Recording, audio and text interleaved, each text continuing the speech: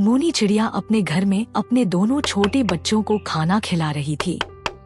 तभी उसने ठक ठक की आवाज सुनी। उसने बाहर आकर देखा तो कुटकुट कबूतर अपना नया घर सजा रहा था।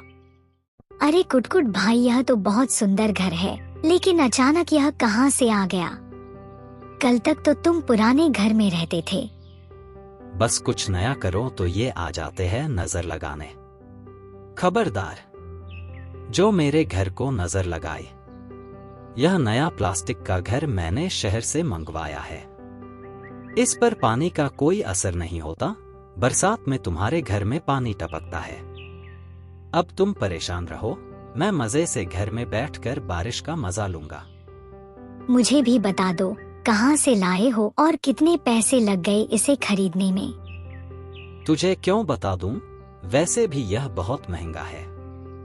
इसे खरीदना तेरे बस का नहीं है। चल भाग यहाँ से, मुझे आराम करने दे। मोनी चिड़िया वापस अपने घर आ जाती है। वह अपने घर को देखती है। मेरे घर की छत कमजोर है, बरसात में पानी टपकता रहेगा। मेरे बच्चे भीग कर बीमार हो जाएंगे। मुझे भी प्लास्टिक का घर लेना चाहिए। अगले दिन मोनी चिड़िया पूरे गांव में घूमकर वापस घर आती है। उसकी बच्चियां चुन्नू और मुन्नू उसका इंतजार कर रही थी। माँ, आज तुम सारा दिन कहाँ थी? हमें भूखे रहना पड़ा। बेटी, मैं आज सारा दिन प्लास्टिक के घर के बारे में पता करती रही, लेकिन इसके बारे में किसी को कुछ नहीं पता। मैं तुम्हारे लिए भी प्लास्टिक का घर लाना चाहती हूँ। कल मैं सुबह तुम्हें खाना खिलाकर शहर जाऊंगी, वहीं मिलेगा यह घर। अगले दिन मोनी चिड़िया शहर पहुँच जाती है। वहाँ उसे एक दुकान पर प्लास्टिक के घर रखे दिखाई देते हैं। अरे मिट्टू भाई, मुझे यह घर खरीदना है। बहन, यह घर 500 रुपए का है। इतना महंगा? मेरे पास तो इतने पैसे नहीं है। क्या कुटकुट कबूतर यहीं से घर खरीद कर ले गया था? उस बदमाश का नाम मत लो बहन। वह 200 रुपए देकर घर ले गया और कहने लगा कल 300 रुपए दे जाएगा, लेकिन आज तक नहीं आया। भैया, वह बहुत घमंडी है। सीधे रास्ते से पैसे नहीं देगा। मेरे पास एक उपाय है, उससे तुम्हारे पैसे निकल आएंगे। हाँ हाँ बताओ, मुझे क्या करना होगा? वह तो मैं बता दूंगी, लेकिन बदले में तुम्हें मेरी मदद करनी होगी। मेरे पास 300 रुपए हैं, यह घर मुझे दे दो। मैं अगले महीने पूरे पैसे दे जाऊंगी। नहीं नहीं, वो मक्कार कुटकुट पहले ही चुना लगा गया। अब तुम आई हो चुना लगाने। भाई, मैं उसकी तरह बेईमान नहीं हूँ। तुम मुझ पर विश्वास करो, मुझे यह घर दे दो। कल ही कुटकुट कबूतर तुम्हारे पैसे दे देगा और अगले महीने मैं पूरे पैसे चुका दूंगी। मिट्ठू तोता उसे घर दे देता है। अगले दिन कुटकुट कबूतर सुबह उठकर बाहर आता है। वह मोनी चिड़िया का नया घर देखकर हैरान रह जाता है। अरे मोनी बहन, यह घर क्या तुम शहर से लाई हो? नहीं भैया, मैं कहाँ शहर का रास्ता जानती हूँ। यहीं एक घर बेचने वाला आया था, उसी से 1000 में खरीद लिया। अब तो गांव के सभी पक्षी ऐसा ही घर खरीदना चाहते हैं, लेकिन वह घर बेचने वाला आया ही नहीं।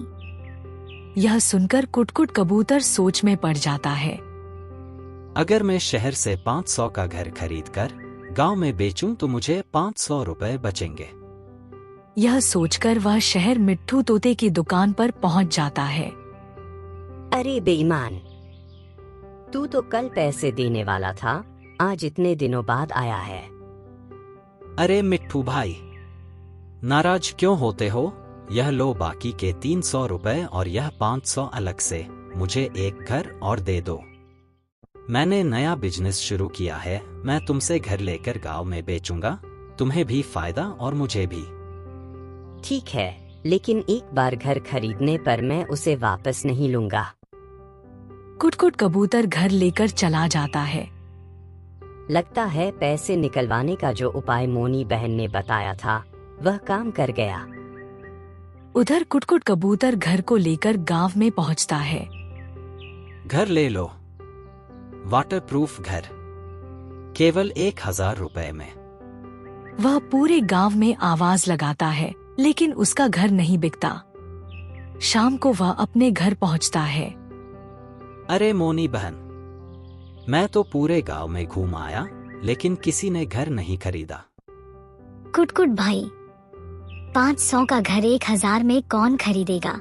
मैंने पहले ही सबको बता दिया, यह घर 500 का शहर में मिट्टू तोते की दुकान पर बिकता है। तुमने उसके साथ बेईमानी की, यह उसी का नतीजा है।